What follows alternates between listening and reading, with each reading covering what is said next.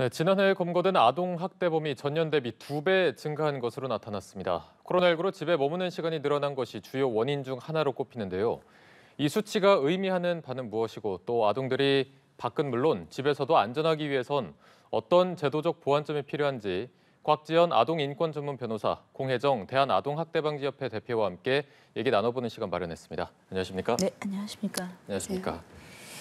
이런 일이 좀 없어서 다룰 일이 없었으면 좋겠는데 수치가 굉장히 마음이 아픕니다. 계속해서 증가하는 추세를 보이고 있고 특히나 작년 같은 경우는 전년 대비 비해서 106%가 증가를 했습니다. 이게 코로나와 좀 연관돼 있다는 얘기가 나오는데 그 배경을 먼저 어떻게 보고 계십니까?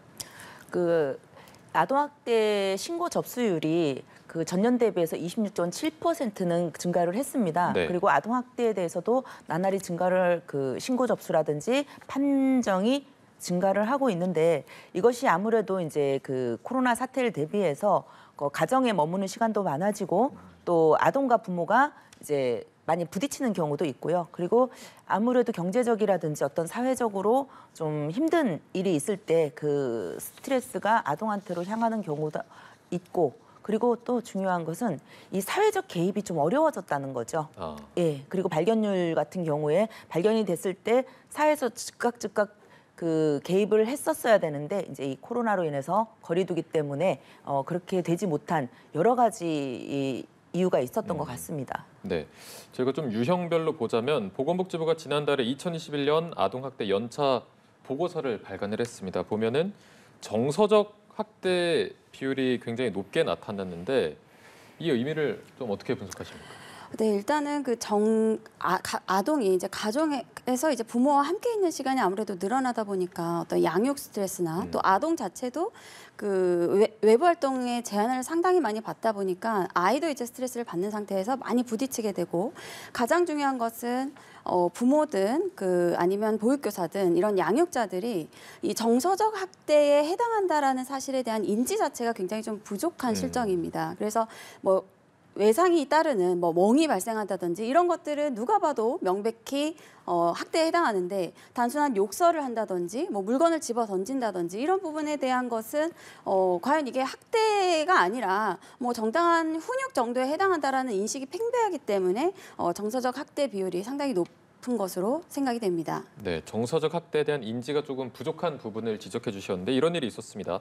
한 학원 원장이 수학 답을 모른다고 책이랑 그 망치, 나무 손잡이로 된 부분으로 머리를 때려서 집행유예를 선고받는 일도 있었는데 재판 과정에서 이게 손잡이로 때려서 그렇게 위험한 게 아니다 이런 발언을 하기도 했습니다. 이런 거 같은 경우에는 신체적으로 학대가 당연히 맞지만 내가 뭔가 답을 틀려서 이렇게 폭력이 일어나면 정서적 학대로도 볼 수 있을 것 같거든요. 그러니까 이제 정서적 학대, 그러니까 학대 전체를 보자면 아동의 건강한 발달을 저해하는 행위를 이제 학대라고 규정을 하고 있는데 네.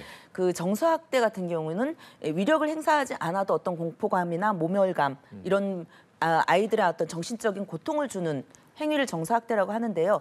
보통 이 정서학대는 신체학대라든지 다른 부분과 같이 겸해서 오는 경우가 상당히 많습니다. 네. 그래서 만약에 이제 이거는 위험하지 않은 물건이에요라고 한다는 것도 어이가 없지만 이런 경우도 있습니다.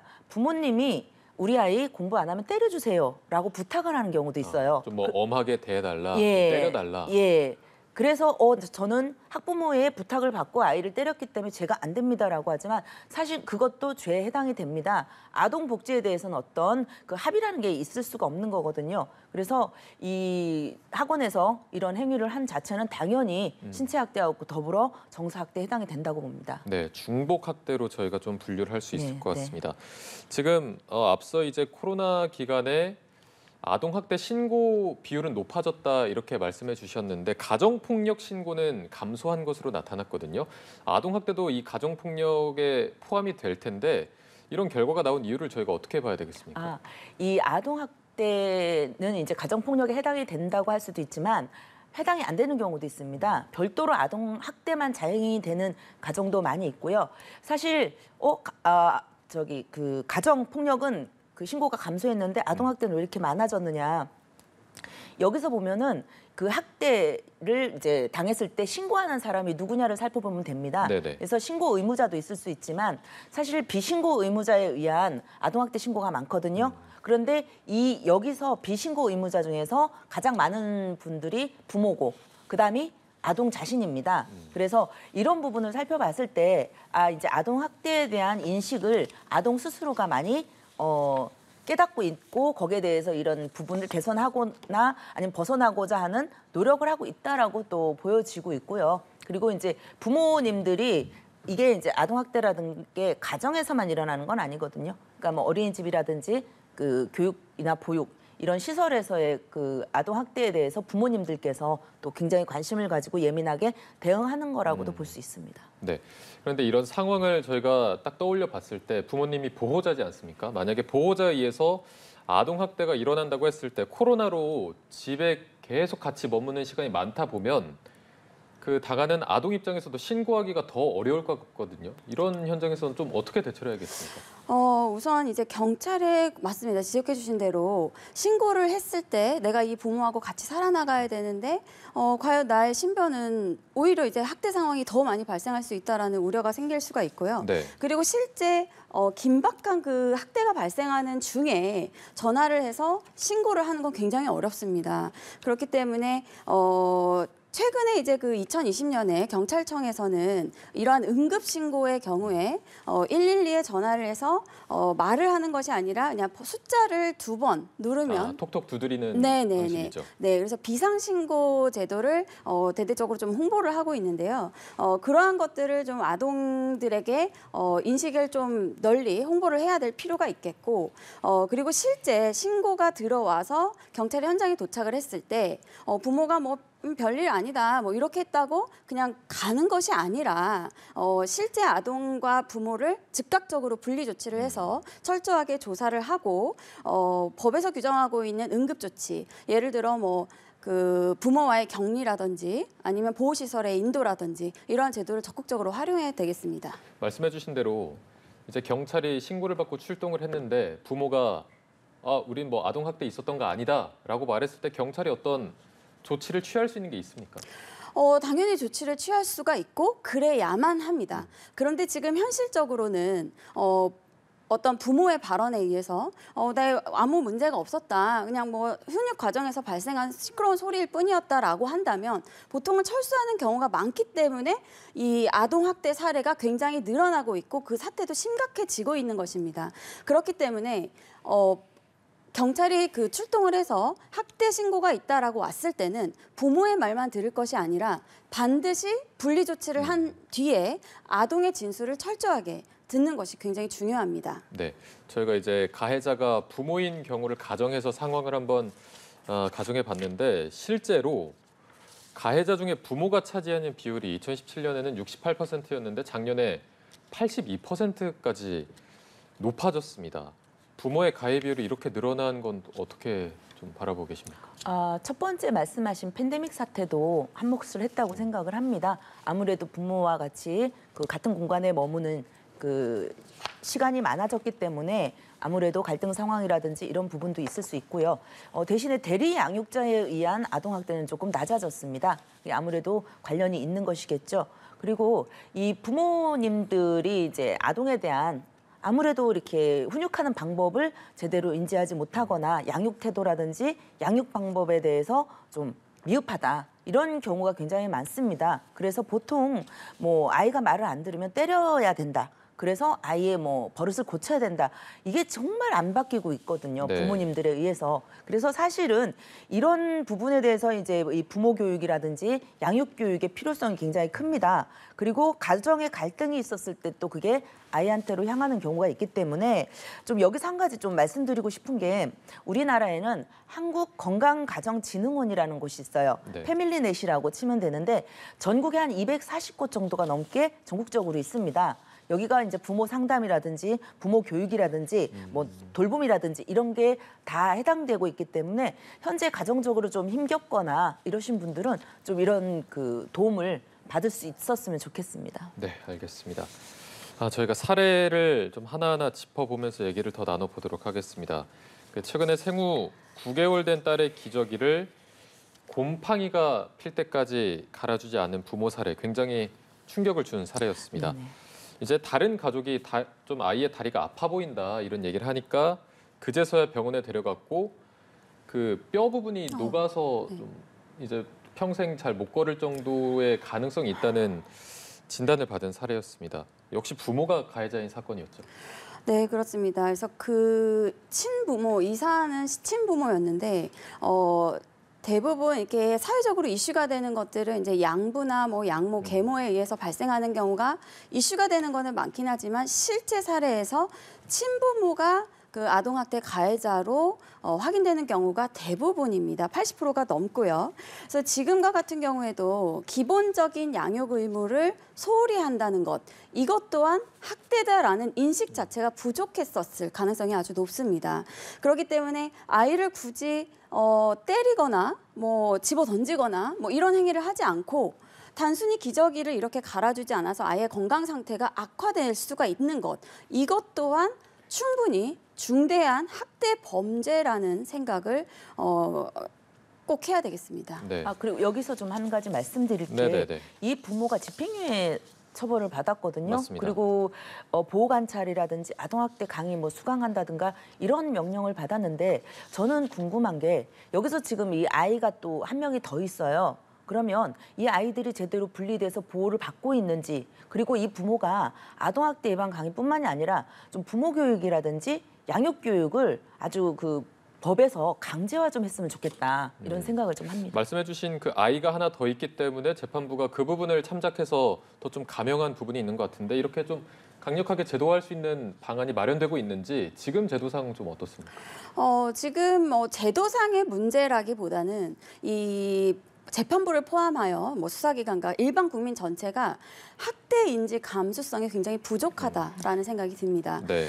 그러니까 다른 일반적인 뭐 성인들 사이에서 일어나는 범죄보다 사실상 오로지 보호만 받아야 마땅한 그 아동에 대한 학대가 훨씬 더 중한 범죄임에도 불구하고 실제 인식 자체는 굉장히 경하거나 아니면 그 학대에 이르게 된 계기 자체가 굉장히 악질적이고 계획적인 어떤 그 범죄 의도였다기보다는 우발적이고 어떤 잘해보려는 양육을 잘해보려는 그 의도하에서 발단된 것이다라는 인식이 좀 깔려 있는 것 같습니다. 네.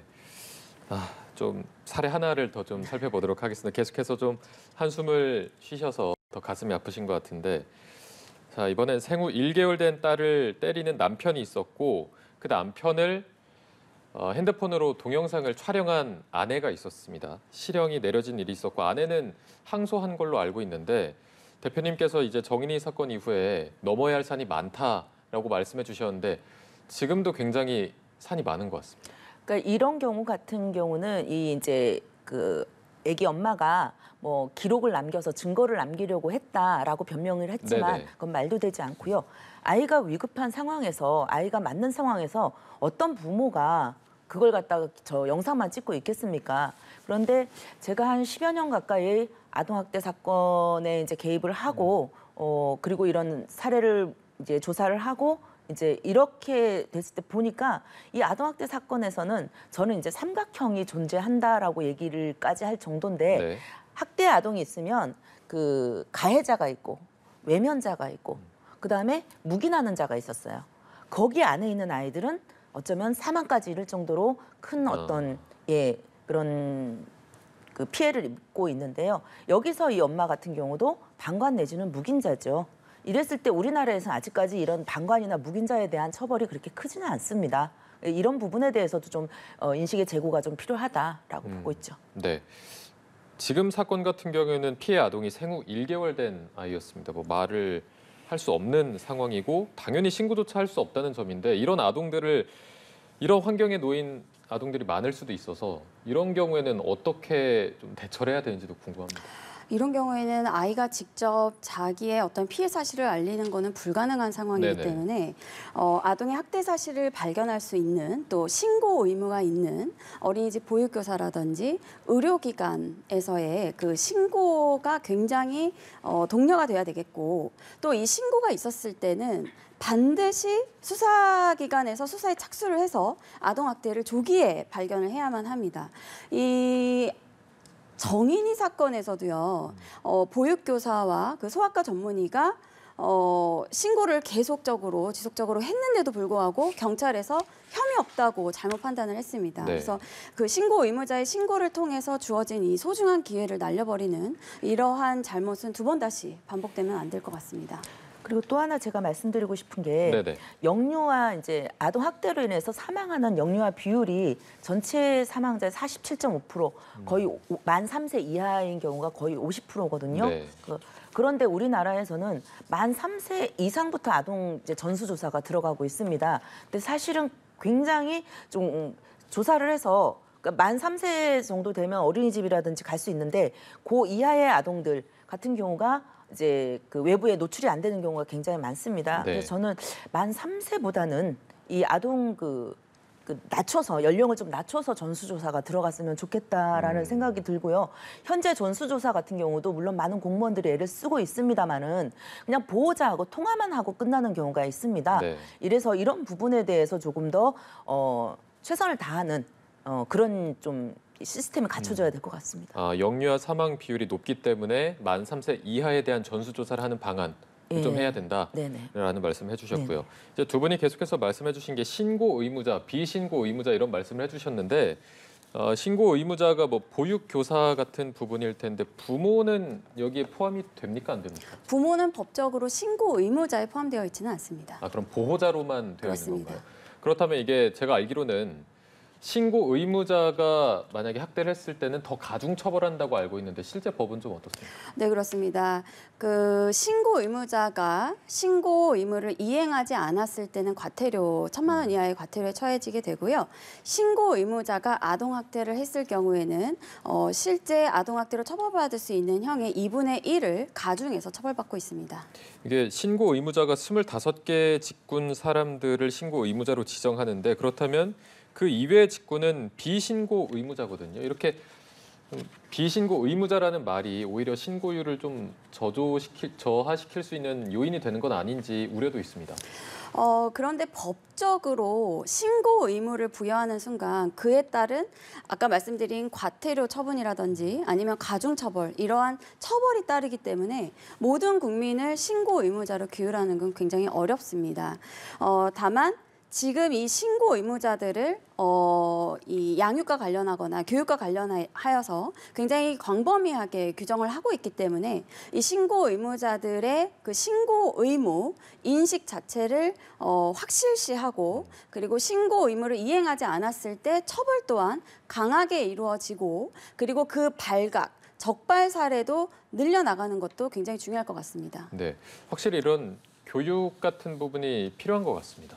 그런데 이제 이 신고 의무자에 대해서는 아동학대 예방 교육이라든지 신고 의무자 교육이 필수적으로 이수를 하도록 되어 있습니다. 네. 그런데 문제는 이 교육 자체가 어떤 동영상을 다운받아서 볼 수 있다든지 이렇게 좀 허술하게 지금 진행이 되고 있어요. 사실 이 교육이라는 게 신고 의무자에 대한 정보 제공도 있고 하지만 가장 중요한 거는 내가 신고 의무자로서의 어떤 사명감을 고취시키는 것도 교육의 그 목적이거든요. 그런데 그런 부분이 없이 너무 허술하게 관리가 되고 있다 보니 신고 의무자들조차도 이게 아동학대인가?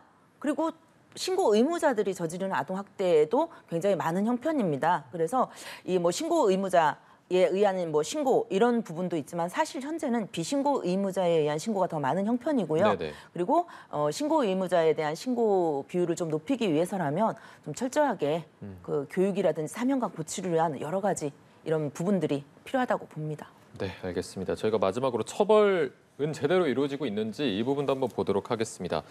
작년에 학대로 사망한 아동이 총 40명이고요. 그리고 지난해 3월에 아동학대 살해죄가 신설이 됐는데 여기에 적용된 가해자가 5명밖에 되지 않습니다. 사망한 아동 수는 40명인데 살해죄가 적용된 가해자가 5명이다라는 건 저희가 어떻게 봐야 되겠습니까? 이 부분은 살해죄, 살인이라는 것에 대한 고의를 입증하는 것이 굉장히 어렵고요. 그리고 아동학대 살해죄 구성 요건이 굉장히 엄격합니다. 그러니까 단순히 아동이 살해당했다라는 것만으로 아동학대 살해죄가 성립하는 것이 아니라 아동학대 살해죄가 되려면 형법상 그 이전에 상해, 폭행, 유기, 학대, 체포, 감금죄를 범한 사람이 살해를 했을 때 그때 아동학대 살해죄가 성립이 됩니다. 실제 아동학대라는 것 자체가 가정 내라든지 CCTV가 없는 가정 내라든지 그 CCTV가 없는 사각지대에서 발생하는 경우가 굉장히 많기 때문에 네. 증거나 목격자를 확보하기 굉장히 어려워서 살인의 고의를 입증하기도 어렵고 그렇기 때문에 실제 사망을 했다 하더라도 고의범인 살해죄가 아닌 과실범인 아동학대 치사죄로 기소되어 처벌받는 경우가 많은 것입니다. 네, 이렇게 입증이 어려운데 살해죄에 대한 실효성 여부는 좀 어떻게 보고 계십니까? 저희는 실효성보다는 거기 이제 어떤 그 선언적 의미, 상징적 의미가 더 크다고 생각을 합니다. 예전에는 아동 학대로 아이가 살해를 당해도 그야말로 학대 치사죄가 굉장히 많았었습니다. 그래서 이 살인죄로 들어가는 경우도 굉장히 드물었기 때문에 그나마 저희가 계속 이렇게 이 아동학대 살해죄를 신설해 달라고 했던 부분들이 이제 이게 신설이 됐어, 제정이 됐는데 물론 이게 이제 모두 저희는 아동에 대해서는 고의성, 계획성 이런 부분이 없어야 된다고 생각을 해요. 네네. 예, 그래서 이런 부분에서 어쨌든 간에 상징성은 굉장히 크다. 그러나 지금은 상징적인 의미뿐만이 아니라 이것이 구체적으로 적용이 돼야 된다라고 생각을 합니다. 네, 구체적인 적용까지 좀 이어져야 한다라고 네네. 말씀해 주셨습니다. 저희가 오늘 말씀은 여기까지 듣겠습니다. 지금까지 아동인권 전문 곽지현 변호사, 공혜정 대한아동학대방지협회 대표 두 분과 함께 얘기 나눠봤습니다. 고맙습니다. 네.